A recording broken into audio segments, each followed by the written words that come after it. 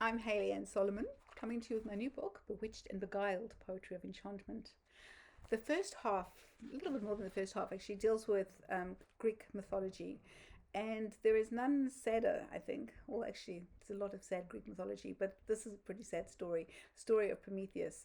The poet's notes are in the book, so I'm not going to go into it. I'm just going to go straight into the free-form verse and hope you enjoy it. 1. Prometheus, I claim you on behalf of all humanity. Your tragic tale, your freedom lost, your bonds of care and rarest cost replayed with brutality. No one but you, not Hera crowned, nor Hades in his helm, nor Hermes fair, nor Clotho at her loom, pled on behalf of any mortal in the realm, a gift from Zeus. Not lute, nor rod, nor simplest godly boon, but you, Prometheus, of golden heart, begged, not for self, but for them, a gift divine. From Zeus you pleaded from the start, a gift of gods, a treasure for all time. 2. And Zeus, unjust and passing godly mean, looks to earth through misty portals. No, he says, I'm just not keen. I disdain the ways of wayward mortals. Prometheus cannot dismiss their needs.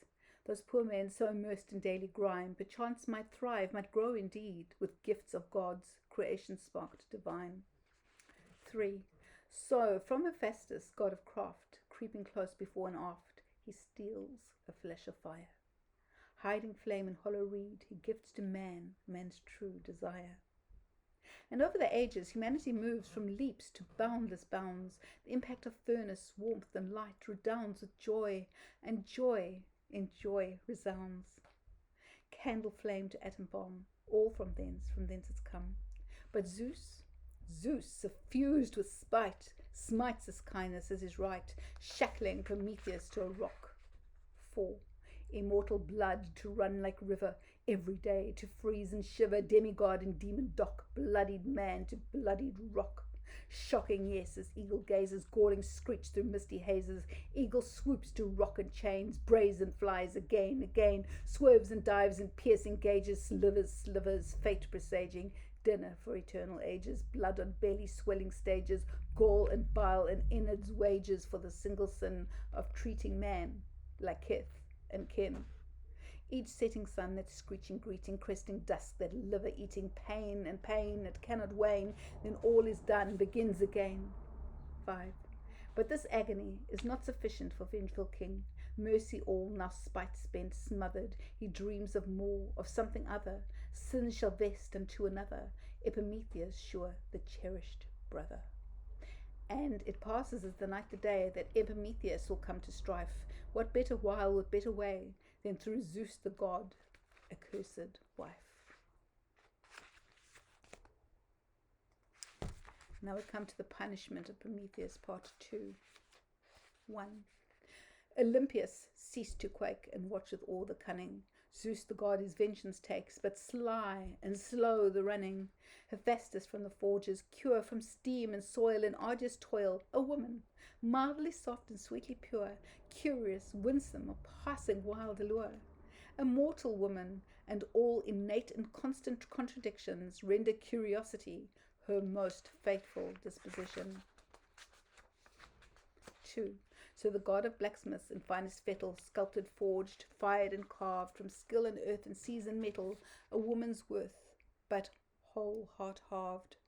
Pandora, O wrathful Zeus, Epimetheus will weep for Pandora's secrets, hard, so hard to keep. She's gifted ambrosia, music, wisdom, strength, that link the box that is perfect, burnished, unbroken, but never to use, and never to open. The box is to look at, Zeus says, but the treasure inside is not yours to see. The treasure inside is secret for me. Yes, there is wonder not seen before. You can wonder and ponder and watch box with awe, but never shall you know the powers denied, the treasured enchantments I've chosen to hide.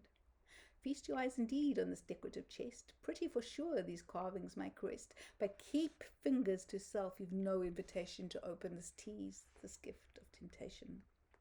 Do, dear girl, dampen frustration, lest opening this box invite godly damnation. What contemptible cunning, unutterable slyness! Pandora's bright interest outweighs all sweet shyness. She nods, of course, once, but the damage is done. Intimations of fate thrum now in sum. 3. Epimetheus she weds, hot whole and whole healed. So much bliss.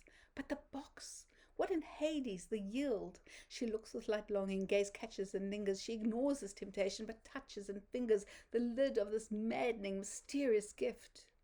What harm to just look? What harm to just lift? She won't take or touch.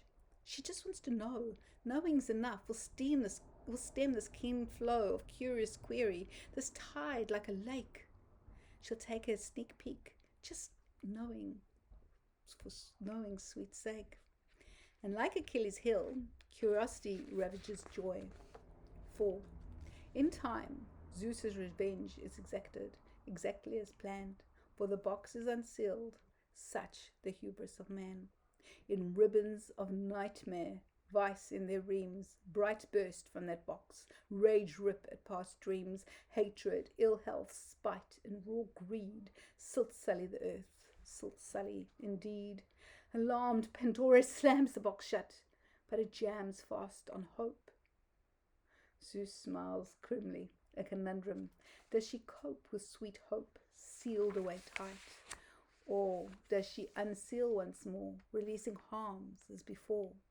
Hope will die without light, perish that sight. Epimetheus trembles, Prometheus ravaged on his rock trembles too. Pandora is paralyzed. Vice, nothing nice, sullies the world, not once, but full thrice.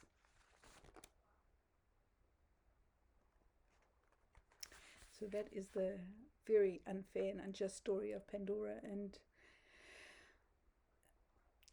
Epimetheus, but and of course Prometheus. I will come back to you with some happier stories later.